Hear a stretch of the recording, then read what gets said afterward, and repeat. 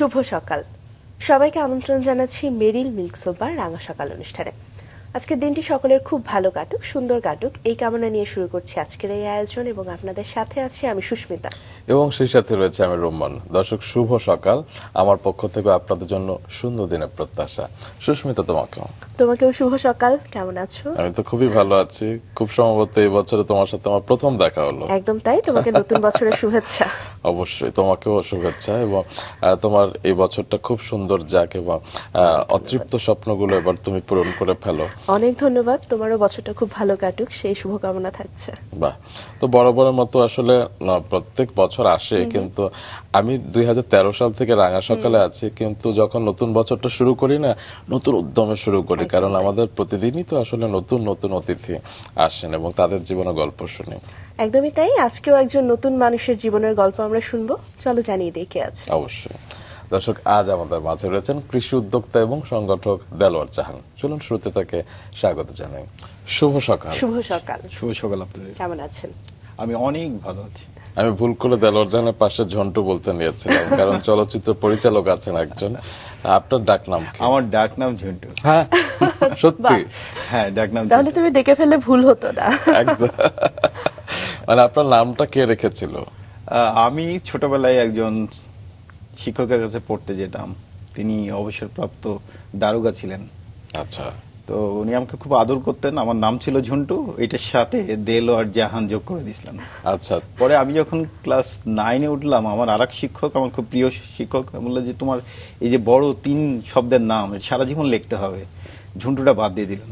তখন দেলোয়ার জাহান হয়ে গেলাম। আচ্ছা, তো আপনার নাম যে দেলোয়ার জাহান রাখলেন, অবসরপ্রাপ্ত দারোগা, তিনি নিশ্চয়ই সিনেমার সম্ভবত ওই সময় তো খুব রমরমা, মানে সারাক্ষণ এটার এই যে সম্পূর্ণ সামাজিক সিনেমা আসতেছে, এরকম ক্যাম্পেইন হতো গ্রামে। তো এই যে অবসরপ্রাপ্ত দারোগার কাছে আপনি কি পড়তেন? আমি ছোটবেলায় পড়তে যেতাম আমার বড় ভাইদের সাথে। হ্যাঁ, এবং আমার কাজ ছিল হচ্ছে বড়রা যা পড়ে সেটা মুখস্থ করে ফেলা। তখন আমি আচ্ছা। স্কুলে যাই নাই। তো যেমন ধরেন আজান, ওই সময় সম্ভবত আমার সেজো হয় ওইটা ক্লাস 6-এ পড়তো, তা ওই মুখস্থ ছিল আমার কায়কুবাদের আজান। এরকমই ছিল আমার। আচ্ছা। আচ্ছা। সেই পরিবারের গল্প একটু শুনতে চাই। বড় ভাইয়ের কথা বলছেন, কতজন ভাই বোন ছিলেন এবং পরিবারে সেই সময় পরিবেশ আমাদের অনেক ভাই বোন। কতজন? কতজন? আমাদের 7 ভাই 1 বোন। 7 ভাই চম্পা। 7 ভাই 1 বোন। আচ্ছা, আপনার অবস্থান? আমার বোন সহ 7ম।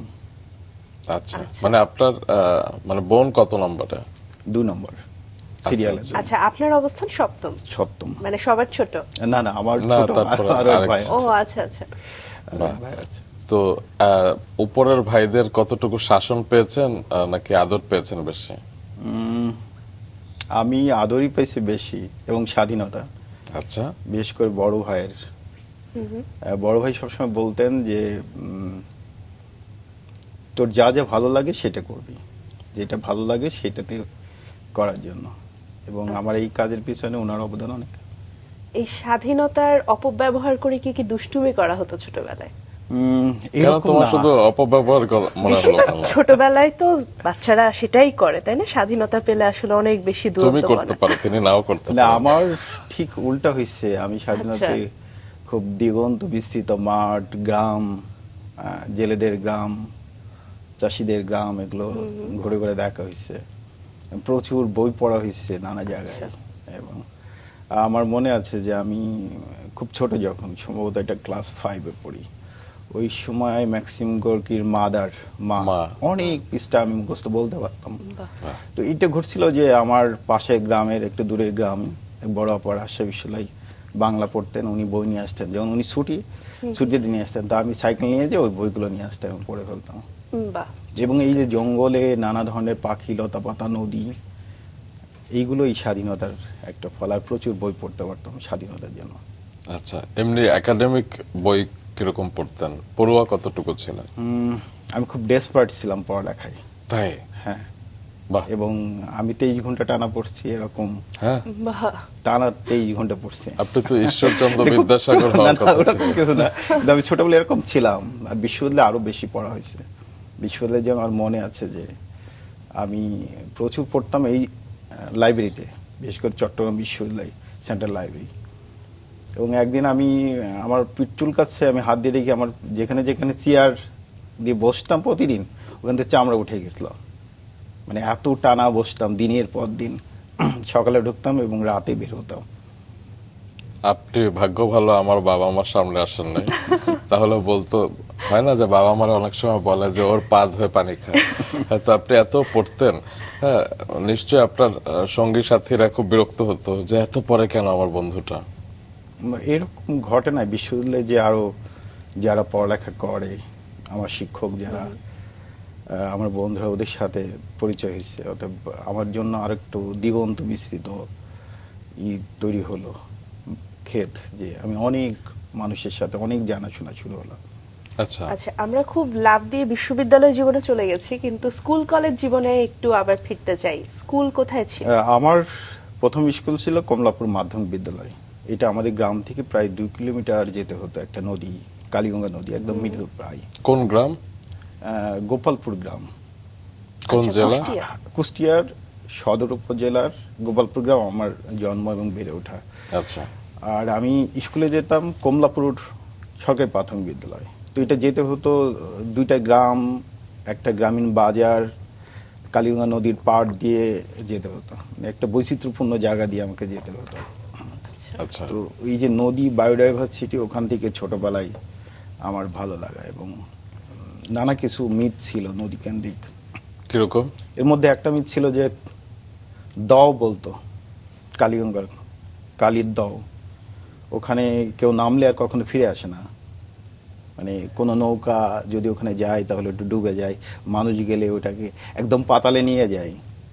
তা আমি যখন বড় হলাম তখন এই মিথগুলো পড়তে শিখলাম যে ওই গল্পগুলো আসলে কেন ছিল। ওই গল্পগুলো ছিল এই কারণে যে ওখানে, যেহেতু ওখানে অনেক নিচু ছিল, একটা নদী ভেঙে মাঝখানে অনেক গর্ত ছিল, প্রচুর মা মাছ ওখানে থাকতো, অনেক বড় বড় মা মাছ ওখানে আশ্রয়, অভয় আশ্রম ছিল। এবং তারা খুব শব্দ করতো জোরে জোরে। তো এই যে জোরে শব্দ করতো, লোকজন মনে করতো ওখানে কোনো দানব আছে।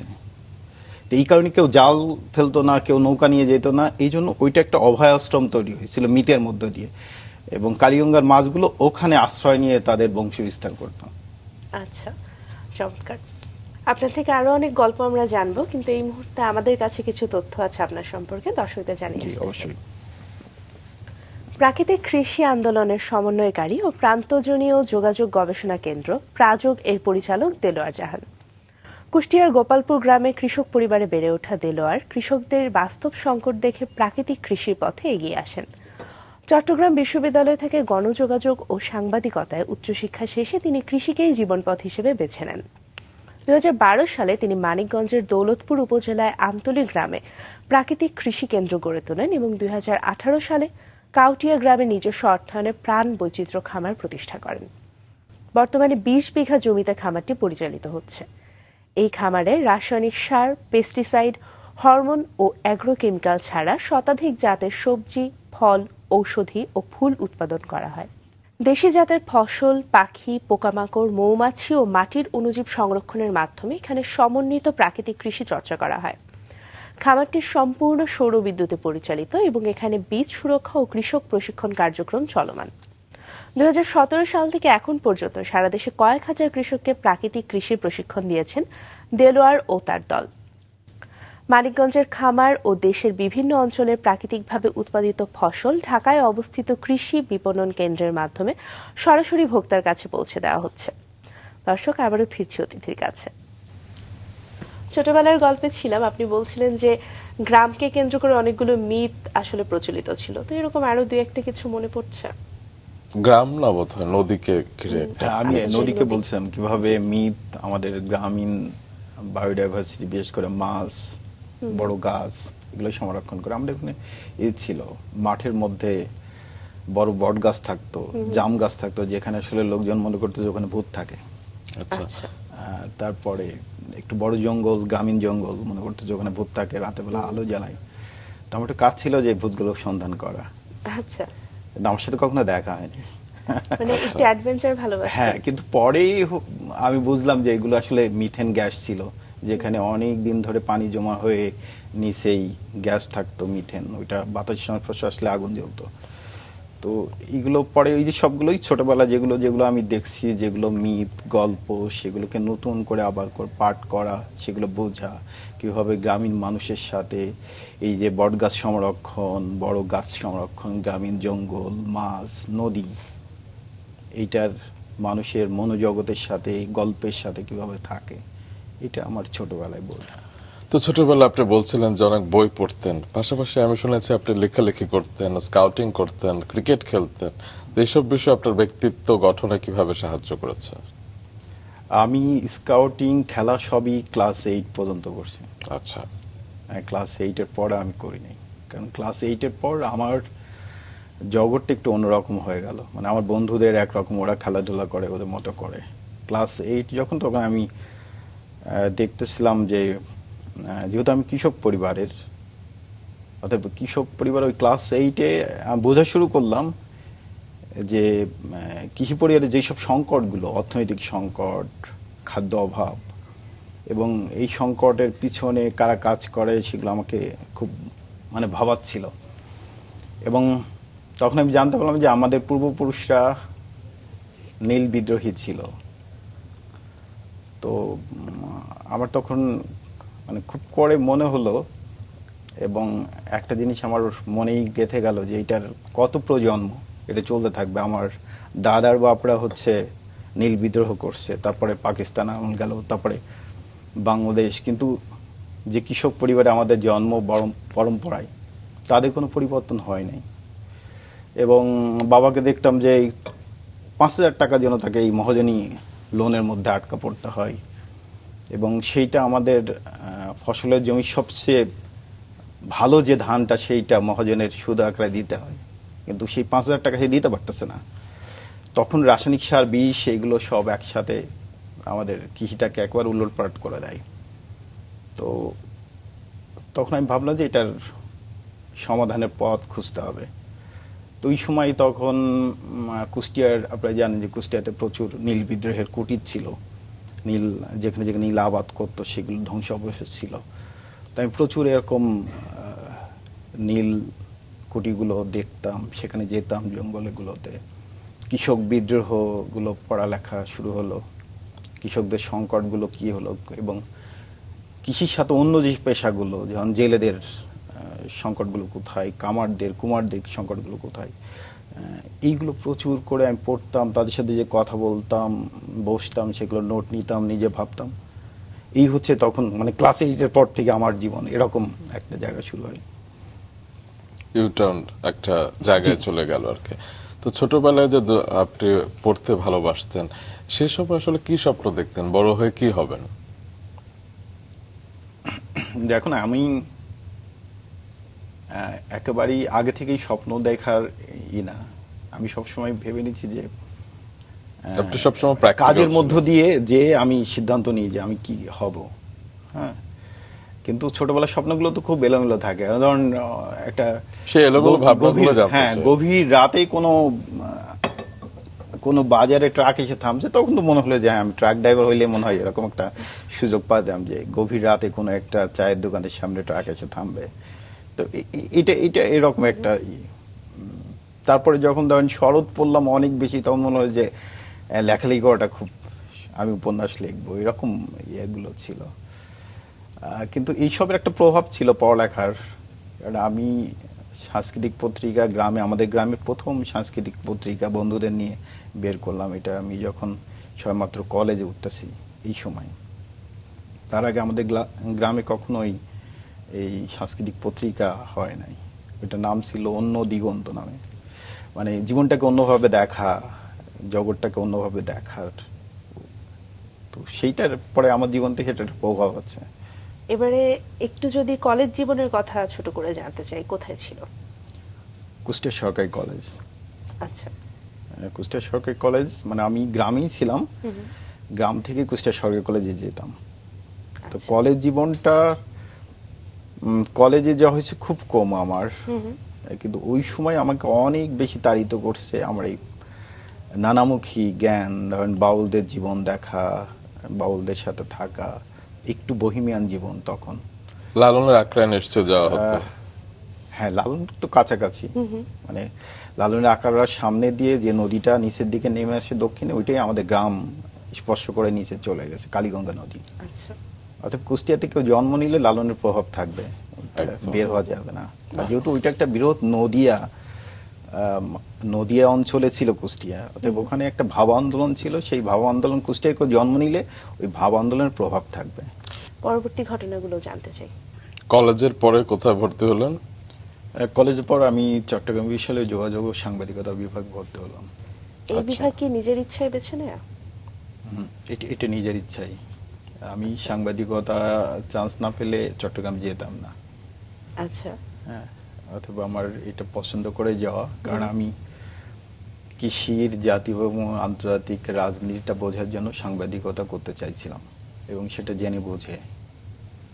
সেই কারণে চট্টগ্রাম বিশ্ববিদ্যালয় যাওয়া, এবং চট্টগ্রাম বিশ্ববিদ্যালয়ে যাওয়ার পর আমার কাছে আরও যারা গ্রাম থেকে আসা যেসব ছেলেমেয়েরা, বিশেষ করে কৃষক পরিবার থেকে, ওদের সাথে দেখা হলো, ওদের সাথে পরিচয় হলো, এবং ওদের পরিবারগুলো এই একই সমস্যা, আর্থিক সংকট এবং কৃষকদের অভাব, অভিযোগ, স্বাস্থ্যহানি, জমি হারানো, এইসব অনেক ছেলে মেয়ে আমার সাথে আবার যোগ হলো। আপনার এই যে শহরে থাকার পরও গ্রাম এবং কৃষির সাথে যোগাযোগটা কিভাবে অটুট ছিল? মানে হয় না যে শহরে থেকে তো মানুষ একটু নগর জীবন অভ্যস্ত হয়ে যায়, একটু কৃত্রিমতা পেয়ে বসে থাকে, কিন্তু আপনি সে করেই মাটির টানে সবসময় থাকতেন। দেখি না, আমি গ্রামে থাকতে চাইছি, একটা প্রাকৃতিক পরিবেশে থাকতে চাইছি। অতএব আমি শহরে আসছিলাম কাজের প্রয়োজনে, এবং আমি যেদিন ঢাকা শহরে ঢুকি আমি সেদিন ধরে নিয়েছিলাম এই শহর আমার না, কারণ আমি কখনোই শহরে থাকতে চাই না। অতএব আমার সাংবাদিকতা, যেহেতু চিটাগাং বিশ্ববিদ্যালয়ে আমার 8 বছর লাগছে পুরো সময় জুড়ে, নানা ধরনের সেশন জট ছিল, তো আমি চেয়েছিলাম 8 বছর এই পেশাতে থাকবো, তাহলে আমার দায় মুক্তি ঘটবে, কারণ এটি সরকার আমাকে পড়াইছে সাংবাদিকতা সরকারি বিশ্ববিদ্যালয়। অর্থাৎ আমি 8 বছর শেষ হওয়ার পরে আমি এটা ছেড়ে দিয়েছি, ছেড়ে আমি আমার কাজে ফিরে গেছি গ্রামে। এবং এই সময়ে জাতীয় আন্তর্জাতিক কৃষি অর্থনীতি এর নীতি নির্ধারণ সরকারি পর্যায়ে কি হয়, কিভাবে হয়, কৃষকরা কোথায় কোথায় সংকটের মধ্যে পড়ে, এগুলো আরও কাছ থেকে দেখার সুযোগ ঘটছে। অতএব সাংবাদিকতা আমাকে আরও একটা বড় দিগন্ত খুলে দিয়েছে। এই যে প্রান্তজনীয় যোগাযোগ গবেষণা, এটি কবে গড়ে তোলা এবং কোন ভাবনা থেকে আসলে গড়ে তোলা? প্রান্তজনীয় যোগাযোগ গবেষণা গড়ে উঠছে 2004 সালে চট্টগ্রাম বিশ্ববিদ্যালয়ে। আমি যখন আমি এটা দ্বিতীয় বর্ষে ছিলাম তখন, এবং ওইটা হলো আমি যে চিটাগাং বিশ্ববিদ্যালয়ে যেয়ে দেখলাম যে একবার উল্টা। আমি যে কারণে বিশ্ববিদ্যালয়ে গেলাম, এখানকার মানুষ, জীবন, প্রকৃতির যোগাযোগগুলো বোঝার জন্য, ওখানে যেয়ে দেখলাম যে এগুলো একেবারেই পড়াচ্ছে না।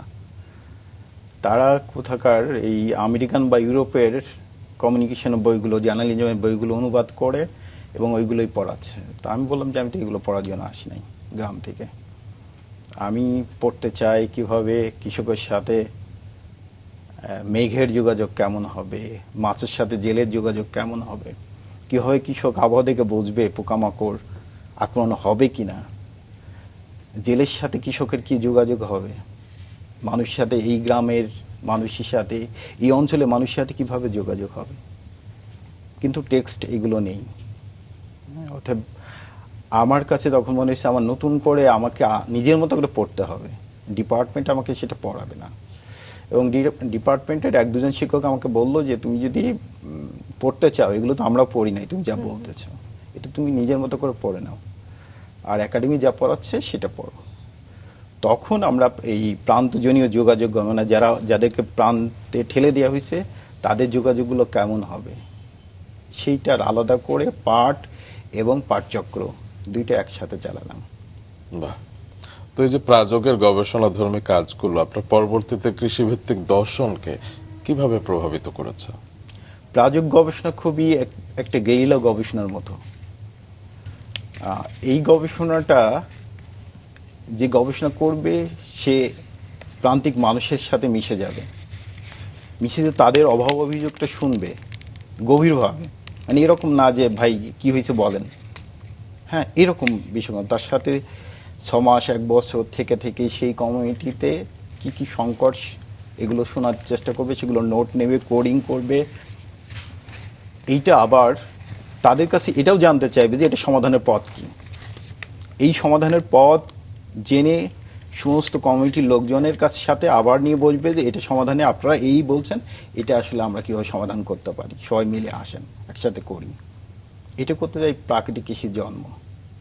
আচ্ছা, শুরুর দিকে কিরকম আপনারা কর্মী ছিলেন এবং কিরকম সাড়া পেয়েছিলেন সবার থেকে? মানে শুরুর দিকে আমার চট্টগ্রাম বিশ্ববিদ্যালয়ের বন্ধুরা এবং ছোট ভাই বোন যারা বিভিন্ন জায়গা থেকে কৃষক পরিবার থেকে আসে ওরাই ছিল। আচ্ছা, মোট কতজন? অ্যারাউন্ড কমপক্ষে 20 জন ছিল আচ্ছা। এটাতে। যদিও পরে তারা বিশ্ববিদ্যালয় থেকে বের হয়ে কেউ সাংবাদিকতায় নানা ধরনের পেশায় চলে গেছে, সরকারি বেসরকারি নানা কাজে চলে গেছে, কিন্তু শেষ পর্যন্ত প্রাকৃতিক কৃষি আন্দোলন আসলে আমাকেই চালাতে হচ্ছে।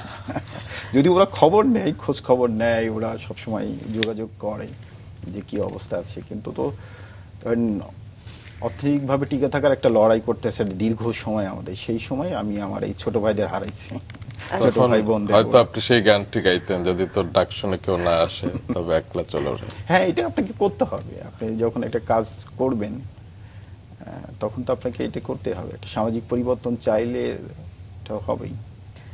এবং পরবর্তীতে চিটাগাং থেকে মানিকগঞ্জে চলে আসা, এটি কবে এবং ঠিক কিভাবে ঘটলো? এটা আমি চিটাং থেকে ঢাকা আসলাম, ঢাকা এসে সাংবাদিকতা জয়েন করলাম। কোথায়? সংবাদে। আচ্ছা, সংবাদে জয়েন করলাম। ওই সময় সংবাদ অনেক প্রাচীন পত্রিকা। আমি কাজ শেখার জন্য, যে কীভাবে কাজটা শেখা যায়।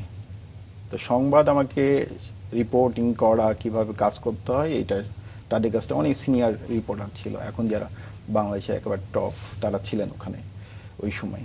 তাদের কাছ থেকে আমি কাজটা শিখলাম। শিখে আমি প্রায় বছরখানেক সংবাদে ছিলাম। তারপরে আবার সকালের খবর যখন বের হবে, এরকম র্যাঙ্কস গ্রুপের সকালের খবর, তো সকালের খবরে তখন জয়েন করলাম রিপোর্টার হিসাবে। তারপরে 17 সাল পর্যন্ত আমি সকালের খবরে ছিলাম এবং সেখানে কৃষি পরিবেশ রিপোর্টিং, এর বাইরে আমি অন্য রিপোর্ট করি নাই। মানে আমার যেহেতু টার্গেট ছিল কৃষি এবং পরিবেশটা বোঝার, অতএব সেই সময়টা আমি এই কৃষক, এখানকার নীতি নির্ধারণ কীভাবে হয়, জাতীয়ভাবে কৃষকদের নীতি নির্ধারণগুলো কীভাবে হয়, সারগুলো কোথা থেকে যায়, কীভাবে যায়, কৃষকের সংকটগুলো কীভাবে হয়, কৃষি সম্প্রসারণ কীভাবে কাজ করে, সরকারের কৃষি বিভাগগুলো কীভাবে কাজ করে, এগুলো বোঝার আমার সুযোগ ঘটছে। 17 সালের পর আর সাংবাদিকতা করেননি আপনি? 17 সালের পর আমি সাংবাদিকতা একদমই করি না, আর কখনোই সাংবাদিকতা। তো মোট কত বছর সাংবাদিকতা করেছেন আপনি সংবাদ এবং সকালের সব খবর? মিলে 11 বছর ছিল। এই 11 বছর আপনি যত কৃষিভিত্তিক রিপোর্টিং করেছেন, উল্লেখযোগ্য কয়েকটি রিপোর্টিং এর কথা জানতে চাই। সবচেয়ে গুরুত্বপূর্ণ রিপোর্ট ছিল বাংলাদেশে জিএম ফসলের। এইটা সম্ভবত 2014-15 এই সময়। আপনি জানেন যে বিটি বেগুন নামে একটা জিএম ফসল আসতেছিল, তো সেটা নিয়ে আমার প্রচুর রিপোর্ট ছিল এবং সেইটা রিপোর্ট করার ফলে নানা ধরনের পড়তে হয়েছে আমাকে। একটু ঝুঁকি ছিল, থ্রেট। হ্যাঁ ঠিক, কিন্তু আমি খুব সাকসেসফুলি এটা করতে পারছিলাম। এবং ওই সময় শুধু রিপোর্টিংই না, পরে আমি 2 বছর ধরে এটা কাজ করে একটা ডকুমেন্টারি আমার বন্ধুর সাথে বিটি বেগুন বিসংবাদ নামে 45 মিনিট একটা ডকুমেন্টারি তৈরি করি। বাহ, সেটা কোথায় প্রচার হয়? এটি ইউটিউবে আছে, এখনো যে কেউ দেখতে পারে। বিটি বেগুন বিসংবাদ নামে বাংলাদেশে এই ধরনের টেকনোলজি কিভাবে কাজ করে, মাঠ পর্যায়ে কি ঘটছে, এগুলো। এমনি যদি সার্বিকভাবে স্বল্প কথা জানতে চাই, যে মাঠ পর্যায়ে কাজ করতে গিয়ে, রিপোর্টিং করতে গিয়ে আপনি কৃষকদের প্রধান সংকটগুলো কি কি খেয়াল করেছেন যেটি এখনো আছে? কৃষকদের প্রধান সংকট হচ্ছে অর্থনৈতিক অবস্থাটা খুব খারাপ, কখনোই সে লাভ করতে পারে না। কিন্তু সারাক্ষণ আমরা মিডিয়াতে দেখাতে থাকি যে কৃষক অনেক লাভবান, কেউ কোটিপতি হয়েছে, কেউ লক্ষপতি হয়েছে। মিডলম্যানরা খুব লাভবান হয়ে যায়, তাই না? এরকমও না, হয়তো প্রসেসিং জোন যাদের হাতে থাকে, এটা তো বড় ইন্ডাস্ট্রিতে কাজে থাকে। কৃষক যদি লাভবান হতো তাহলে কৃষকের ছেলে কৃষক হতো, তার কৃষক করতে পারতো, সেটা তো হয় নাই। এবং শুধু কৃষিকাজ করে তার অনেক সম্পদ হয়েছে, এরকম আমার চোখে পড়ে নাই। আর একেবারে শেষ দিকে আমরা বুঝতেছিলাম যে কৃষকের স্বাস্থ্যগত সংকটগুলো বাড়তেছে রাসায়নিক সার বিষের কারণে, এবং এই সংকটটা তীব্র থেকে তীব্র হচ্ছে। এবং এর মধ্যে আমার বাবার ক্যান্সার ধরা পড়লো, আমার মামার ক্যান্সার ধরা পড়লো, আমাদের বাড়ির আশেপাশে কৃষকদের ক্যান্সার আক্রান্ত হলো। তারা সবাই কৃষক ছিল, তাদের আগের প্রজন্ম ক্যান্সার আক্রান্ত হচ্ছে এরকম ঘটে নাই। পরে পরে তো আমরা রিপোর্ট দেখলাম, সরকারি রিপোর্ট, যে 100 জন কৃষক এর মধ্যে প্রায় পুরুষ, 100 জন পুরুষ মানুষ যদি ক্যান্সার আক্রান্ত হয়, প্রায় 64 জন কৃষক। কৃষক যে নানা ধরনের বিষের মধ্যে থাকে, এটার কারণে তার যে স্বাস্থ্যহানি, তার পরিবারের যে সংকট তৈরি হয়, এই সংকটটা তীব্র। যে কৃষক আমাদের মুখে আসলে অন্ন তুলে দেয়, তারাই আসলে নিজেদের জীবনের বিনিময়ে দেশের জন্য কাজ করে যায়। এক্ষেত্রে কি তাদের জন্য কিছু করতে পারি না? কি বলো সুস্মিতা? অবশ্যই তাই। আমরা আসলে কৃষিভিত্তিক দেশ বলি, কিন্তু কৃষকদের দুরবস্থা চিন্তা করলে আসলেই আমরা ব্যথিত হই। কিন্তু এবারে যদি একটু জানতে চাই যে সম্ভাবনার জায়গাগুলো আপনি কতটা দেখতে পান? দেখেন, কৃষিটা মানে দুনিয়া যতদিন টিকে থাকবে আপনাকে খেতে হবে, কৃষি থাকবে। এটা হচ্ছে কৃষি সম্ভাবনা। যত ধরনের যুদ্ধ, দুর্ভিক্ষ, দেশভাগ, যত কিছু ঘটুক না কেন, কৃষি থাকবে। এবং আপনি আমি যে বড় হয়েছি, আমাদের শরীর এটা আসলে খাবারের দিয়ে গড়া, খাবারটা নিরাপদ হতে হবে। তো যদি নিরাপদ করা যায়, তাহলে এটা শুধু মানুষের জন্য নিরাপদ হবে না, অন্য প্রাণের জন্য। একটা পোকামাকড়, পাখি, মৌমাছি, বোলতা, কেঁচো, ব্যাঙ, যত প্রাণ আছে দুনিয়ার, সমস্ত প্রাণ নিরাপদ হবে তাদের খাবার। তো এইটা একটা সম্ভাবনা আছে। এই যে রাসায়নিক সারের এত ব্যাপক ব্যবহার, এর মানে এই জায়গাটা থেকে বের হয়ে আসা আপনার কাছে মনে হয় যে কতটা সম্ভব? দেখুন, আপনি প্রায় 40 থেকে 50 বছর ধরে একটা জিনিস নষ্ট করলেন, সেটা তো রাতারাতি ঠিক হবে না। আপনাকে আরো 40-50 বছর লাগবে এটা ঠিক হতে। কিন্তু এটা খুব ধীরে ধীরে করতে হবে। কোনো হটকারী সিদ্ধান্ত নেওয়া যাবে না যে এখনই আমি বীজ বন্ধ করে দিলাম, এখনই সার বন্ধ করে দিলাম। এটা হবে না। আপনাকে ধীরে ধীরে ধাপে ধাপে এটা করতে হবে। যদি না করেন, তাহলে আগামী প্রজন্ম এসে যে মাটি পাবে, সেই মাটি থেকে নিরাপদ খাবার উৎপাদন হবে না। এবং এখনই তো খাবার উৎপাদন দিক কমে গেছে, মাটির অনুর্বর হয়েছে। এটা সরকারের হিসাব, কিন্তু মৃত্তিকা সম্পদে আমি বক্তব্য না। অথবা আপনাকে যে মাটি থেকে খাবার আসে, যে জল থেকে মাছ আসে, সেই জলকে নিরাপদ রাখতে হবে, মাটিকে নিরাপদ রাখতে হবে। তারপরে না আপনি খাবারটা পাবেন, এবং আগামী প্রজন্মের জন্য এটা দরকার। তো 2018 সালে আপনি নিজস্ব অর্থায়নে একটি খামার করাচ্ছিলেন, এবং সেটি প্রাণ বৈচিত্র্য খামার। তো এটির পিছনে থাকে না যে একটা সাহসও দরকার, একটা ঝুঁকিরও নিশ্চয় ব্যাপার ছিল। কিভাবে সেগুলো সামাল দিয়েছিলেন? দেখুন, আমি চাইছি একটা তাৎপর্যপূর্ণ জীবন যাপন করতে, এবং যে কাজটা জরুরি জগতের জন্য। তো জরুরি যদি জগতের জন্য জরুরি হয়, তাহলে এটা আমার ব্যক্তিগত পছন্দ অপছন্দ, কে কি বললো, এগুলো ম্যাটার করে না। মানে এগুলো তো বেশি করে না। অথবা আমার ছিল যে ওইটা আমার করতে হবে। তো আমি এর জন্য যা যা প্রয়োজন, আমার জীবনের যা ছেড়ে দেওয়া দরকার, আমার সাংবাদিকতা, ঢাকার জীবন, যা যা ছাড়ার দরকার, আমি সব ছেড়ে প্রস্তুত ছিলাম আমি যে আমি এটা করব। কিন্তু এখন দেখা গেল এটা শুধুমাত্র আমার জন্য না, আমার খামারে প্রচুর পাখি আসে, ওরা সারাদিন থাকে, মৌমাছি, বোলতা, কত ধরনের প্রাণ। আপনি কখনো যদি যান, তাহলে আশ্চর্য হয়ে যাবেন যে তারা সবসময় এসে থাকে। আপনার খুব কাছে পাখি এসে বসে থাকবে, ওরা জানে যে ওকে কেউ তাড়াবে না। তো এই যে ভালো, এই যে প্রকৃতির মধ্যে যে আনন্দ, যে ছন্দ, যে রিদম, এটা তো অকল্পনীয়। চমৎকার। এবারে একটু জানতে চাই যে মানিকগঞ্জকে বেছে নেওয়া বা মানিকগঞ্জে যাওয়ার পেছনে সিদ্ধান্তটা কেন? 12 সালে গিয়েছিলেন।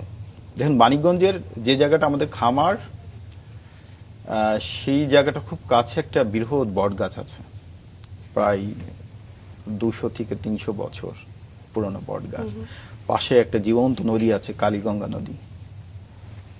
আর ওখান থেকে মানিকগঞ্জের ওই জায়গা থেকে আমাদের ঢাকায় মোহাম্মদপুর আমাদের যে আউটলেট আছে, প্রাকৃতিক কৃষি বিপণন কেন্দ্র, সেখানে 1 থেকে 2 ঘন্টার মধ্যে আমি খাবারটা আনতে পারি। আচ্ছা। হ্যাঁ, আমি জানতাম যে কোনো বড় ধরনের মহামারী বা বড় ধরনের সংকটকালীন সময় ঢাকায় আসলে খাবারের টান পড়বে, যেটা কোভিডের সময় আমি দেখছি। আমরা এই কারণে আমি খুব কাছাকাছি এই সেন্টারটা করলাম, যে এখান থেকে যেন খুব দ্রুত ঢাকাতে খাবারটা দেয়া যায়। কোভিডের সময় আমাদের পুরো টিমটা মোহাম্মদপুর থেকে, যেহেতু মোহাম্মদপুর রেড জোন ছিল, মোহাম্মদপুরের সেন্টারটা বন্ধ করে পুরো টিমটাকে আমি খামারে নিয়ে গেছিলাম এবং খামার থেকে প্যাকেজিং হতো ওইটা ঢাকায় আমাদের যেসব পরিবার ছিল তাদের বাসায় বাসায় আমরা নানা ঝুঁকি নিয়ে এই খাবারটা দিতাম, এটা খুব কম সময়ের মধ্যে। আপনার পুরো খামারটি সৌরবিদ্যুতে পরিচালিত, এটার পেছনে বিশেষ কোনো কারণ আছে? দেখুন, ওইটা একটা স্বনির্ভর জীবনের স্বপ্ন দেখায়, যে জীবনে কোনো বিল নেই, বিল মুক্ত একটা জীবন। আচ্ছা, মানে আপনি ঢাকা থাকলে কত ধরনের বিল আপনাকে দিতে হয়, 8-10 রকমের, এই পানির বিল, এই ময়লার বিল, এটার বিল, ওটার গ্যাসের বিল, কিন্তু আমার কোনো বিল নেই। আমি চাইছি যে ওখানে বিল মুক্ত একটা জীবন হোক, যেহেতু আমার বিদ্যুৎ ছাড়া অন্য কোনো বিল হওয়ার ওখানে কথা না, তো বিদ্যুৎটা আমি সোলার করে ফেলছি। এবং আমাদের কাজটাকে যে কতটা প্রাকৃতিক শক্তি আপনি ধরতেছেন খামারের মধ্যে, এবং আমাদের ওখানে প্রচুর সবুজ পাতা আছে, গাছ আছে, দুটো সূর্যের আলো যখন পড়ে সেই পাতা ধরে নেয় খাবারটা হিসাবে, কারণ আমাদের মূল এনার্জি হচ্ছে সৌর, মানে সূর্যের আলো। তো সেটাই আমি ধরে সেটাকে আমার মোবাইল চার্জ যা যা লাগে, আমার ওনার লাইট, ফ্যান, যা যা খামারের মধ্যে লাগে সেইটা ওখানে রাখি। দ্বিতীয়ত হচ্ছে এটা একটা কারণ, আর দ্বিতীয়ত কারণ হচ্ছে বিদ্যুৎ আসলে প্রচুর লাইট জ্বলতো, যেটা অন্য প্রাণের জন্য, যারা রাতে চলাফেরা করে যেসব প্রাণ, ওদের জন্য খুব ক্ষতিকর। সৌর বিদ্যুৎ আমাদের হিসাব করে করে এটা চলতে হয় এবং কম আলোতে আমরা চলি। তো এমনিতে যেটা রাসায়নিক সারের কথা বলা হচ্ছিল, এবং আপনার কতটুকু চ্যালেঞ্জিং ছিল যে রাসায়নিক সার এবং কীটনাশক ছাড়াও যে শতাধিক ফসল উৎপাদন করা যায়, এই দর্শনটা কৃষকদের বোঝানোটা কতটুকু চ্যালেঞ্জিং? দেখুন, বাংলাদেশে কোনো কৃষক এখনো মনে করে যে আসলে রাসায়নিক সার বিষ ছাড়া ফসল হয়, এটা তারা বিশ্বাস করতেই চায় না। হ্যাঁ, আপনি কোনো কৃষককে বোঝাইতে পারবেন না যে রাসায়নিক সার বিষ ছাড়া ফসল হয়। অথবা আমাদের প্রথম চ্যালেঞ্জ তাদেরকে দেখানো, মানে বলা না, দেখানো যে এটা করা সম্ভব। সেই কারণেই 12 সাল থেকে সবসময় আমাদের নিজস্ব খামার ছিল, যেখানে আমরা নিজেরা চাষাবাদ করি, এবং প্রাকৃতিক কৃষি আন্দোলনে যারা জয়েন করে তাদের প্রথম শর্ত থাকে তাকে কৃষিকাজ করতে হবে, এবং কৃষিকাজ করে সে দেখাইতে হবে যে এইভাবে চাষাবাদ করা যায়, রাসায়নিক সার এবং সব ধরনের অ্যাগ্রোকেমিক্যাল ছাড়া চাষাবাদ হয়, এবং সেই ফসলটা অনেক বেশি স্বাদের, সেটা খুব ভালো উৎপাদন হয়, সেটার মাটি ভালো থাকে, অন্যান্য প্রাণ ভালো থাকে। এটার জন্য দেখানোটাই হচ্ছে প্রথম চ্যালেঞ্জ ছিল। তো কৃষকরা সেটা দেখতেছে এখন। কিন্তু এই যে তাদেরকে স্বাস্থ্যহানি কিংবা ক্যান্সারের ঝুঁকি, এই বিষয়গুলো তাদের ভিতরে ভয় উদ্রেক করতে পারেন না? কৃষকদের ভয় আছে, কৃষকরা জানে যে তারা একটা সংকটের মধ্যে দিয়ে যাচ্ছে, কিন্তু এটার বিকল্প কি করে তারা বাঁচবে, এটা বিকল্প তো তার হাতে নেই। আপনি যদি বিকল্প জায়গা তৈরি করে দেন, বিকল্প পদ্ধতি হাজির করেন, তাহলে তারা এটা নিবে। জি, সেই বিকল্প রাস্তাটি আপনি দেখাতে চেয়েছিলেন, আপনি বলেছেন। পরবর্তীতে এই যে কৃষি বিষয়ে আপনি পড়াশোনা করার সিদ্ধান্ত নিলেন কলকাতা বিশ্ববিদ্যালয়ে, সেটি কত সালে? এটা খুব সম্প্রতি, আরো বছর 3 আগে সম্ভবত। এটা কোভিডের সময় সম্ভবত, এটা কোভিড পরবর্তী সময়, কাছাকাছি সময়। তো ওইটা কলকাতা বিশ্ববিদ্যালয়ে অ্যাগ্রোইকোলজি, মানে যে সমস্ত প্রাণ মিলেমিশে কি করে ভালো খাবারটা উৎপাদন করা যায়, এইটার উপরেই পড়ালেখাটা। তো আমাদের প্রচুর বন্ধু আছে কলিকাতাতে, যারা মানে ভারতের বিভিন্ন স্থান জুড়ে যারা এই ধরনের কৃষি করে। এটা শুধু কলিকাতাতে নাই, সারা দুনিয়াতেই আমাদের সাথে সোশ্যাল মিডিয়াতে লিঙ্ক আছে। তো ওদের গ্রুপগুলো অনেক বেশি চাপ দিচ্ছিল যে এই কলিকাতা বিশ্ববিদ্যালয় এই কোর্সটা যেন আমি পড়ে নিই। তা আমিও দেখলাম, যেহেতু আমি সাংবাদিকতা পড়ছি, অনেক বলে এই সাংবাদিকতা কি জানে, কৃষিতে কি জানে, অথবা আমার কৃষিটা পড়তে হবে। এই যে লোকজন মূর্খ বলবে, যেহেতু কৃষিতে মূর্খ, সেই কারণেই আবার কৃষিটা পড়তে হলো কলকাতা বিশ্ববিদ্যালয়। এবং কয়েক হাজার কৃষককে আপনি পরবর্তীতে প্রশিক্ষণ দিয়েছেন, আমরা জানাচ্ছিলাম। সেটি কিভাবে, কত সাল থেকে শুরু করলেন? আমরা 17 সাল থেকে এই প্রশিক্ষণ শুরু করছি। 17 সাল থেকে। এখন আমাদের এইটা চলতেছে 57তম ব্যাচ চলবে, 9 তারিখ থেকে শুরু হবে। 3 দিনের আবাসিক, আপনাকে থেকে ওই কাজটা শিখতে হয় একেবারেই, ফসল মানে মাটি তৈরি থেকে শুরু করে এটার মার্কেটিং পর্যন্ত, কেমিক্যাল ছাড়া কিভাবে আপনি এটা মার্কেটিং পর্যন্ত নিয়ে যাবেন, সেটা পুরোটাই হাতে কলমে আমাদের শেখানো হয়। এবং খুব ভোর থেকে 6টা থেকে শুরু হয়, রাত 9টায় শেষ হয় প্রতিদিন। এবং ওইটা জীবনযাপনের মধ্যে যে শুধুমাত্র আপনি কৃষি করবেন এরকম না, আপনার জীবনযাপন কৃষিভিত্তিক কিভাবে হবে, কিভাবে একটা প্রাকৃতিক জীবনযাপনে যাবেন, এই 3 দিন কোর্সটা সেটা শেখানো হয়। এবং যারা এই পর্যন্ত এই ট্রেনিংটা নিচ্ছে তারা বাংলাদেশের নিরাপদ খাদ্যের একেবারেই এখন যারা সামনের দিকে আছে তারা সবাই এখান থেকে ট্রেনিং পাওয়া। কৃষি বিষয়টা এমন, আপনি বলছিলেন যে পৃথিবী যতদিন থাকবে কৃষি ততদিন থাকবে, তবে আমরা সাধারণ মানুষরা না আসলে দূর থেকে অত কিছু খুব একটা বুঝি না। হ্যাঁ, যারা প্রত্যক্ষভাবে সেখানে জড়িত আছে তারাই আসলে একদম পুঙ্খানুপুঙ্খভাবে বুঝতে পারে, এবং আপনার কাছ থেকে আমরা অনেক তথ্য নিচ্ছি আজকে, অনেক কিছু শিখছি। কি একদম বলেন? তাই, একদমই তাই। এবং এই যে বিষয়গুলো আপনি বলছিলেন যে খাদ্যের মাধ্যমে আমাদের শরীরে প্রতিদিন কত বিষ ঢুকছে আমরা আসলে বুঝতে পারি না, তো এই জায়গাগুলোতে ভোক্তাদেরকে সচেতন করা, সেই ক্ষেত্রে আপনার কি মনে হয় কি কি উদ্যোগ প্রয়োজন? দেখেন, এই আমাদের যে খাবারের নানা ধরনের দূষণ আছে, এই দূষণ দূর করার জন্য ভোক্তারা কিন্তু খুব গুরুত্বপূর্ণ। ভোক্তা যদি সিদ্ধান্ত নেয় যে তার বাচ্চাকে, সে নিজেকে, তার পরিবারকে নিরাপদ খাবার খাওয়াবে, ভেজাল মুক্ত খাবার খাওয়াবে, তাহলে কিন্তু প্রোডাকশন লাইনটা ধীরে ধীরে এটা ঠিক হয়ে যাবে। আর ভোক্তারা যদি মনে করে যে বাজারে চকচকা জিনিস যেটা অধিক মাত্রায় কেমিক্যাল দেয় সেগুলো পছন্দ করে, খুব বড় বড় দেখতে গ্লেজ দিচ্ছে, এইরকম যদি খাবার সে পছন্দ করে, এবং অসময় খাবার যদি, এই সময় ধরেন শীতের সময় তরমুজ খাওয়ার প্রয়োজন নেই কিন্তু শীতের খাচ্ছে, বা গরমে ফুলকপি খাওয়ার প্রয়োজন নেই, অসময় যদি খেতে চায়, তাহলে এগুলো কেমিক্যাল হয়ে আসবে। আপনার পাতে, মানে আপনার খাবার টেবিলে, আপনার প্লেটে কি কি থাকবে সেটার উপর ডিপেন্ড করবে মাটি কি হবে।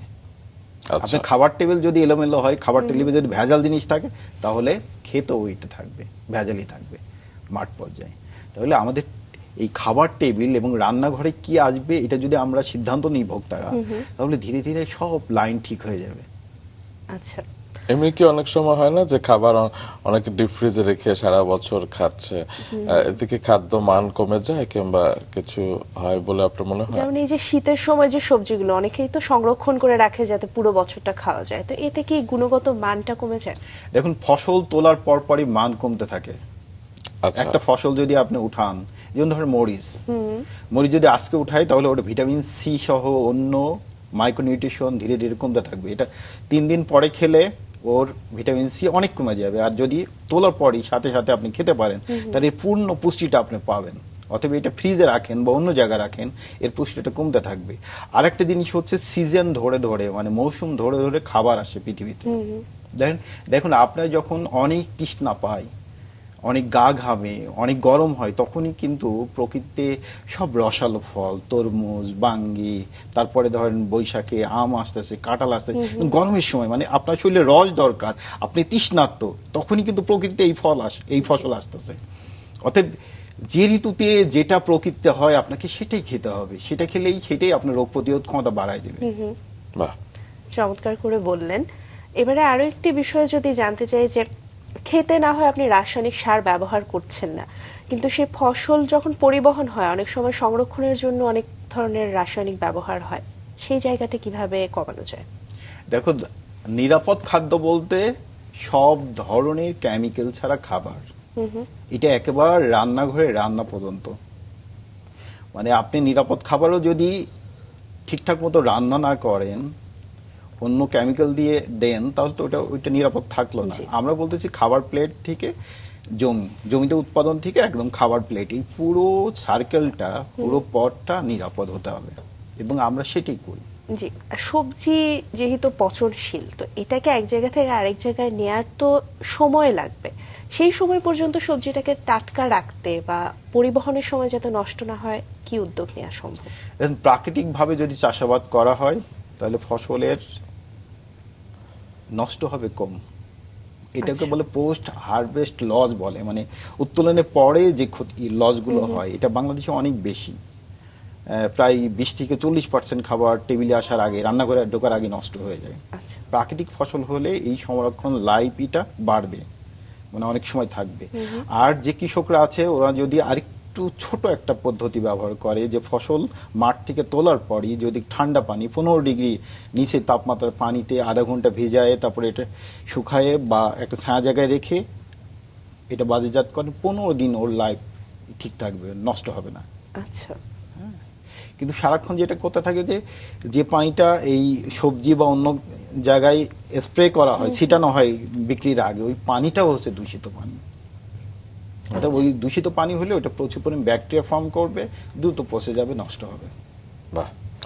তো এই যে আমরা শুনি বিভিন্ন সময় বিভিন্ন কনসেপ্টের কথা, লাইক ফুড ফরেস্ট কিংবা মিয়াওয়াকি ফরেস্ট, এই ধারণাগুলো বাংলাদেশে আসলে বাস্তবায়নের ক্ষেত্রে আপনি কিরকম সম্ভাবনা দেখতে পান? দেখুন, বাংলাদেশে প্রচুর জমি গ্রামে আছে যেগুলো চাষাবাদ হয় না, এবং এই জমির মালিকগুলো শহরে থাকে। শহরে নানা কারণে, জীবনের নানা টানে, নানা পেশার কারণে সে শহরে থাকে, কিন্তু গ্রামে প্রচুর জমি আছে, কারো পারিবারিক জমি, কারো কেনা জমি। তো ওখানে কি করে, ওখানে চাষবাস বা অন্য কি ব্যবস্থা না করতে পারে, একটা কাঠের গাছ লাগাই দেয়, দেন ইউক্যালিপটাস লাগাই দিল, যেটা নিষিদ্ধ এখন বাংলাদেশে। এরকম ক্ষতিকর গাছ লাগাই দেয়। তো গাছ লাগাই দিলে পাশের জমিতে ছায়ার কারণে চাষাবাদ হয় না, আবার ওই জমিতে কোনো ফসল হচ্ছে না।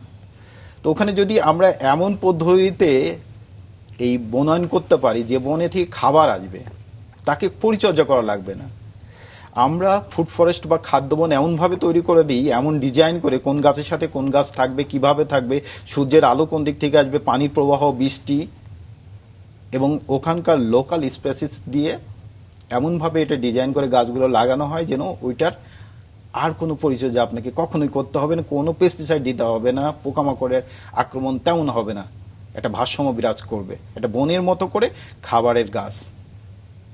এর মধ্যে অনেক বেশি ফলের গাছ থাকবে, ঔষধি গাছ থাকবে, এবং ওয়াইল্ড বনের গাছও থাকবে দু একটা।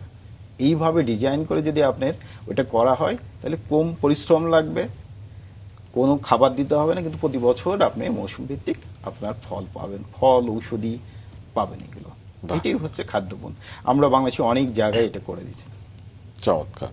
তো আপনি যেটা বলছিলেন যে কৃষকরা সারা জীবন পেটে ভাতেই থেকে যায়, আসলে তারা কখনো সচ্ছল হতে পারে না। তো কৃষকদের লাভবান করবার জন্য বা কৃষকদের ব্যবসায়ী হয়ে উঠবার জন্য আপনারা কি কোনো উদ্যোগ নিয়েছেন, কিংবা কোনো সংগঠন আছে কি সেরকম কিছু?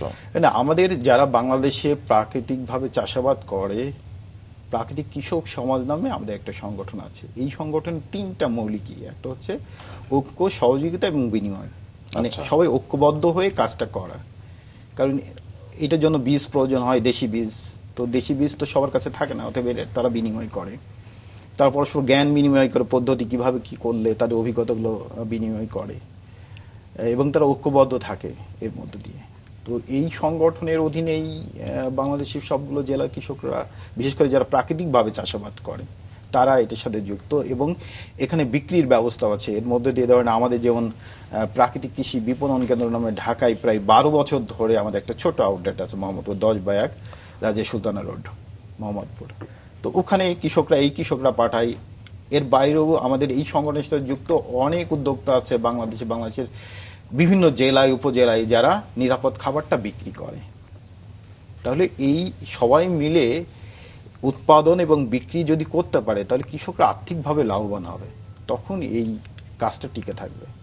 এক্ষেত্রে বিভিন্ন সংগঠনের বাইরেও সরকারিভাবে পৃষ্ঠপোষকতা কতটা জরুরি, কিংবা আপনারা সেটার জন্য কোনো উদ্যোগ নিয়েছেন কিনা?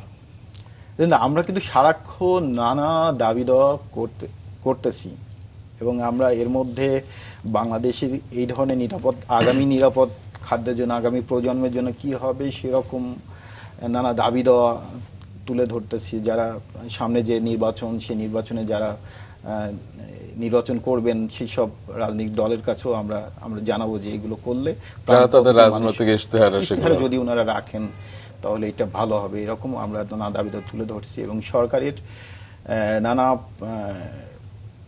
নানা পর্যায়ে যেসব কাজগুলো হয় তাদের সাথে কিন্তু আমরা থাকি বিভিন্ন সময়, বিভিন্ন প্রজেক্টের মধ্যে। এর বাইরে বন বিভাগ যেমন মিয়াওয়াকি করতেছে, বন বিভাগ, ওই বন বিভাগের মিয়াওয়াকির কাজটার সাথেও আমরা যুক্ত আছি, যে কীভাবে মিয়াওয়াকি করলে বনটা ভালো হবে। এবং স্থানীয় যে কৃষি সম্প্রসারণ কর্মকর্তা, ওদের সাথে কিন্তু সারাক্ষণ যোগাযোগ থাকে আমাদের। ওরা আমাদের খামারে আসে, দেখে যায়, অন্য কৃষকদের নিয়ে আসে যে এরকম করে করা যায়, আপনারা দেখেন যে এটা আপনারা নিতে পারেন কিনা, যোগাযোগ থাকে সবসময়। কিন্তু আমাদের হচ্ছে যে রাসায়নিক সার ব্যবহারটা ধীরে ধীরে কমানো, এই জন্য কৃষকদেরকে জৈব সার বানানো এবং জৈব সার ব্যবহারের জন্য উদ্বুদ্ধ করতে হবে, এবং এই খাতে কিছু বাজেটও বরাদ্দ করতে হবে। বাজেট বরাদ্দ করলে প্রাণ প্রকৃতি মাটি এগুলো ভালো হবে ধীরে ধীরে, এবং সরকারের এটা কমে যাবে, স্বাস্থ্য খাতে ব্যয় কমবে, তারপরে মাটিতে দূষণটা কমে যাবে, রাসায়নিক সার বিদেশ থেকে আমদানিটা কমে যাবে, অতএব সরকার লাভবান হবে। তো এই যে দেশের বাইরে বিভিন্ন সময় আমরা কৃষি ক্ষেত্রে বিভিন্ন বিপ্লবের কথা দেখি, এবং আমরা কি কোনোভাবে হয় না যে লোকজ বিভিন্ন ভাবনার সাথে আধুনিক ভাবনা মেলবন্ধন করে কিছু করতে পারি কি? দেখুন, প্রাকৃতিক কৃষি আমাদের তৈরি যে পদ্ধতি, এই পদ্ধতিটি কিন্তু এই যে আমাদের গত 5,000 বছর ধরে, মানে এই বাংলায়, যে বাংলায় আমরা বসবাস করি, এই বাংলার 5,000 বছর ধরে কৃষি আছে, এইটার প্রত্নতাত্ত্বিক হিস্ট্রি আছে, প্রমাণ্য ইতিহাস আছে। এই 5,000 বছর কৃষক যে চর্চা, যে জ্ঞান, যে লড়াই, এটা তো খুব প্রয়োজনীয় জ্ঞান। এর সাথে একেবারেই মডার্ন আধুনিক জ্ঞান, যে বিজ্ঞান সমস্ত প্রাণের কথা বলে, একটা কেঁচো কিভাবে বেঁচে থেকে ও কৃষককে সহায়তা করতে পারে, মাটির মধ্যে যে ব্যাকটেরিয়া আছে, 1,000 কোটি ব্যাকটেরিয়া, মানে এক ফুট মাটিতে যতগুলো ব্যাকটেরিয়া আছে সারা দুনিয়ায় যত মানুষ আছে তার থেকে বেশি আছে, ওদেরকে কিভাবে কাজে লাগানো যায়, এই সমস্ত প্রাণ মিলেমিশে কিভাবে কাজ করে, এটা কিন্তু একটা মডার্ন সায়েন্স। এই দুইটার মিলন বন্ধনই হচ্ছে প্রাকৃতিক কৃষি, এবং সেইভাবেই আমরা আমাদের 3 দিনের এই প্রশিক্ষণটা করাই থাকি। আচ্ছা, নেক্সট কবে সেটা? 9 তারিখ, 9 জানুয়ারি। 9 জানুয়ারি, 9, 10, 11, 3 দিন। আচ্ছা, আপনারা কি এটা মান্থলি করেন নাকি ত্রৈমাসিক? প্রতি মাসে আমাদের এই প্রশিক্ষণ হয়ে থাকে। এর বাইরে বাংলাদেশের বিভিন্ন জায়গায় কোনো কৃষক পরিবার বা কোনো জায়গায় যদি কেউ উদ্যোগ নেয়, কোনো কৃষক সমাজ, তাহলে আমরা সেখানে যাই, তাদের সাথে এই ট্রেনিংগুলো করাই থাকি। আপনারা মাসিকভাবে কোথায় করেন আপনাদের? আমাদের প্রাণ বৈচিত্র্য খামার, আচ্ছা, সেটা মানিকগঞ্জের কাউটিয়া, মানে এটা মানিকগঞ্জের ঘিওর উপজেলার বালিয়াখালী ইউনিয়নের কাউটিয়া গ্রাম।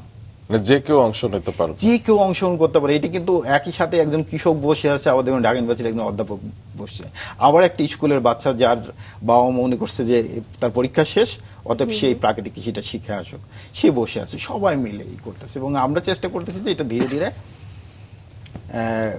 4 মাস করা, তারপরে এটা 1 বছর নিয়ে যাওয়া, এবং এটাকে একটা কৃষকদের একটা মুক্ত বিশ্ববিদ্যালয়ের দিকে নিয়ে যাওয়া, যেখানে কৃষকরাই আসলে এটা শিখবে এবং শেখাবে কিভাবে কৃষিটা করতে হয়। আপনাদের সঙ্গে যোগাযোগ করার উপায়টি কি? আমাদের সাথে যোগাযোগ ফেসবুক, সোশ্যাল মিডিয়া সবগুলোতে প্রাকৃতিক কৃষি লিখে চার্জ দিলেই আপনাকে ইউটিউব, ফেসবুকের, ইনস্টাগ্রাম, যত ধরনের সোশ্যাল মিডিয়া আছে সব জায়গায় আপনি আমাদের ঠিকানা, ফোন নম্বর সব পাবেন, এবং আমাদের যেখানে যেখানে আমাদের সেন্টার আছে সেখানে গুগল লোকেশনও খুঁজে পাবেন। আচ্ছা, তো এই যে আপনি ছোটবেলা থেকে কৃষিকে আপনি নিজের সর্বাঙ্গে ধারণ করেছেন, আপনার অন্তরাত্মায় সবকিছুতেই কৃষি আছে, কিন্তু এই প্রজন্ম আসলে সেটিকে কতটুকু ধারণ করে বলে আপনার মনে হয়? কারণ সবাই হয় না যে কৃষক শুনতে না এখনো অনেকের কাছে খুব মনে হয় যে খুব সহজ একটা বিষয়, কিংবা খুব নিচু জাত অনেকে হিসেবে বলে যে কৃষকের ছেলে, কিন্তু সেই কৃষকের খাবার খেয়েই তো আসলে আমি আজকে এত বড় হয়েছে, সেটা অনেকে নিজের অস্তিত্ব ভুলে যায়, শেকড় ভুলে যায়। তো কৃষকদের সম্মান এবং সামাজিক যে অবস্থান সেটি উন্নত করবার দায় দায়িত্ব তো আমাদের সকলের, কিন্তু এই প্রজন্ম কেন এই কৃষি ক্ষেত্রে বেশি আগ্রহী হচ্ছে না বা কৃষি নিয়ে পড়ছে না, এই বিষয়গুলো নিয়ে আপনার কি ভাবনা? দেখুন, এই প্রজন্ম, নতুন প্রজন্ম কৃষিতে আগ্রহী হচ্ছে, অথবা আমরা যেটা একবার দেখতেছি সেরকম না, অনেক আগ্রহ হচ্ছে, এবং সারা দুনিয়াতেই নতুন করে কৃষি করার এই যে নানা ধরনের প্রাণ, বায়োডাইভার্সিটি ঠিক রেখে, তারপর ক্লাইমেট গুলোকে ন্যাচারালি সলিউশন বের করা, এটি কিন্তু সারা দুনিয়াতে একটা ট্রেন্ড শুরু হয়েছে, ইউরোপে, অন্য জায়গাগুলোতে। আপনি আগামী 10 বছরের মধ্যে বাংলাদেশে দেখবেন যে এই জলবায়ু পরিবর্তন এবং নানা ধরনের যে প্রাকৃতিক সংকট আছে, এই সংকট থেকে দূর করার জন্য কিভাবে প্রাকৃতিকভাবে এটা সমাধান বের করা যায়, সেভাবে কৃষিটা হবে। এবং তখন দেখবেন যে বাংলাদেশে সব নতুন ধরনের কৃষককে পাবেন, যারা খুব পড়ালেখা জানা, সবকিছু বোঝা, সায়েন্স বোঝে, পরিবেশ বোঝে, রাজনীতি বোঝে, সব বুঝে কৃষিকাজ করবে। এটা হচ্ছে নতুন কৃষক, এবং সেই কৃষকরাই বাংলাদেশকে বদলে দেবে। এই উত্তরগুলো শুনতে চাইছিলাম, কারণ আমরা এরকম আশার বাণী রাঙা সকাল থেকে পেতে চাই, এবং আসলে আমাদের তো সম্ভাবনার দেশ এবং কৃষি প্রধান দেশ। তো নতুন প্রজন্ম যদি এগিয়ে না আসে, বলা হয় না যে আজকের শিশু আগামী দিনের ভবিষ্যৎ, তো ভবিষ্যতে যদি এরকম কৃষিক্ষেত্রে আধুনিক মন মানসিকতা মানুষ না এগিয়ে আসে তাহলে হয়তো আমরা পিছিয়েই থাকতাম আসলে, কিন্তু আপনি আশার বাণী শোনালেন, সেজন্য অনেক ধন্যবাদ। কি বলো সুস্মিতা? একদমই তাই। এই আশার বাণীগুলো শুনলে আসলে আমরা সামনে আশা দেখতে পাই এবং এই আশাগুলো নিয়েই আমরা বেঁচে থাকতে চাই যে কৃষিতে বৈজ্ঞান ভিত্তিক কাজ হবে এবং যারা পড়াশোনা করে কৃষি কাজ করবেন সেরকম মানুষদের আমরা দেখতে চাই। তো আপনি তো এই আন্দোলন চালিয়ে যাচ্ছেন, তার সঙ্গে আপনার সহধর্মিণীও আপনার সঙ্গে যুক্ত আছে, তিনিও কৃষি উদ্যোক্তা, তার ব্যাপারেও শুনতে চাই। তার আগে বলুন কবে বিয়ে করেছেন? আমি 2012 সালে বিয়ে করছি। আচ্ছা। এবং আমার গ্রামেই। আচ্ছা, কুষ্টিয়াতে। কুষ্টিয়া। ভালোবেসেই বিয়ে? হ্যাঁ, ভালোবেসেই? হ্যাঁ ভালোবেসে বিয়ে, কিন্তু ওগুলো সিদ্ধান্ত হয়েছে যে কে ফোন দিলে আসলে পাখির ডাক পাওয়া যায় না এটার গাড়ির শব্দ পাওয়া যায়, কার সাথে আমি জড়াবো। আচ্ছা। মানে যার ফোনে আসলে অনেক বেশি পাখির ডাক, ন্যাচারাল শব্দ আছে, তার সাথে আমাকে জীবন পরে জড়াতে হবে, সেরকম একটা সিদ্ধান্ত থেকেই আসলে 12 সালে। তার নামটা কি পাখি? না, ডালিয়া আক্তার, ডলি। আচ্ছা, ডালিয়া মানে ফুলের সাথে একটা সংযোগ আছে। ও ও গ্রামের মেয়ে, ও কৃষিটা আমার থেকেও ভালো বোঝে। আচ্ছা, বাহ বাহ। দুজনে মিলে এই যে আন্দোলনটি আপনারা চালিয়ে যাচ্ছেন এবং আপনাদের জীবনধারার মধ্যেও আসলে সেই ব্যাপারটি আছে। আপনারা বলছিলেন যে সৌর বিদ্যুৎ সব জায়গাতে আপনাদের, এবং সেই খামারেই আপনারা বসবাস করেন। তো তার কাছ থেকে আপনি কতটা অনুপ্রেরণা পান?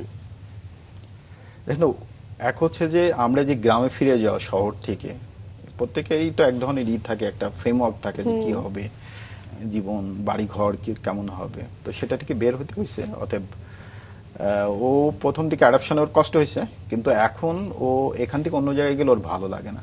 আর আমাদের যে ছেলে মেয়ে আছে দুইটা, একটা হচ্ছে তৃণ এবং ভূমি। আচ্ছা। তো তৃণভূমি ওরা অন্য কোথাও থাকতে পারে না, ওরা খামারই পছন্দ করে। কারণ হচ্ছে খামারি পুরো খাবারটা রাসায়নিক সার বিষমুক্ত, মানে কেমিক্যাল ফ্রি, অথবা অন্য জায়গায় খাবার ওরা করতে পারে না। এবং এখানে যে নানা ধরনের প্রাণ আছে একসাথে মিলেমিশে, বাচ্চা বউ বা অন্য যারা আসে তাদের ভালো লাগে, মানে একটা এখানে একটা মায়া আছে, ওই মায়া থেকে কেউ বেরোতে পারে। চমৎকার। আজকে সকালটি খুব সুন্দরভাবে আপনার সাথে কাটালাম এবং এত সুন্দর সুন্দর কথা বললেন, সেজন্য আপনাকে অনেক অনেক ধন্যবাদ। তো আপনার মতো যারা কৃষিক্ষেত্রে আসতে চায় কিংবা তরুণদের জন্য আপনি যদি সর্বশেষ কিছু বলতে চান, আপনি সেটাও বলতে পারেন। তরুণদেরকে বলবো যে এই ইউটিউব বা সোশ্যাল মিডিয়াতে নানা ধরনের বিজ্ঞাপন দেখে কৃষিটা না করা, একদম হাতে কলমে যে কৃষকরা কিভাবে করে, কৃষকদের সংকটগুলো কোথায়, সেগুলো থেকে কিভাবে বের হওয়া যায়, এইগুলো বুঝে গ্রামের মতো করে কৃষিটা করা। এটা শহরের ধারণা নিয়ে গ্রামে সেই মতো করে কৃষি করলেই সেটা ফল করবে, যেটা বাংলাদেশে ঘটতেছে। প্রচুর তরুণ লোকসানে হয়ে নানা জায়গায় চলে গেছে। তো কেউ যদি ভালো করে বুঝে কৃষিটা করে এবং ন্যাচারাল সিস্টেমগুলো যদি বোঝে, বায়োডাইভার্সিটিটা বুঝে, কৃষি যে আগে যে গৃহস্থ বাড়ির কৃষি সেটা কেমন ছিল, পুরো জিনিসটা যদি বুঝে করতে পারে, তাহলে কৃষি কখনোই মানে নেই, মানে এটার কোনো শেষ নেই। আপনি যে কোনো জায়গায় কৃষি করতে পারেন এবং এটা ভালো করবেন, এটা কখনো শেষ হবে না। যদি আপনি এটা ব্যবসা করেও নেন, তাও এই ব্যবসা কখনো বাদ যাবে না। এবং যদি আপনি নিজে কৃষক হতে চান, তাহলে তো আপনি একটা আনন্দময় জীবন পাবেন, সুস্থ শরীর পাবেন, রোগবালাই মুক্ত একটা জীবন পাবেন। এটা খুবই ভালো, মজার জীবন, আনন্দের জীবন। পাশাপাশি সমাজ এবং দেশকে কিছু দেওয়া যাবে আর কি। অনেক অনেক ধন্যবাদ আপনাকে, আপনি ভালো থাকবেন। আপনার অনেক ধন্যবাদ এবং মাছরাঙা টেলিভিশনকে ধন্যবাদ আমাকে ডাকার জন্য, সময় দেওয়ার জন্য।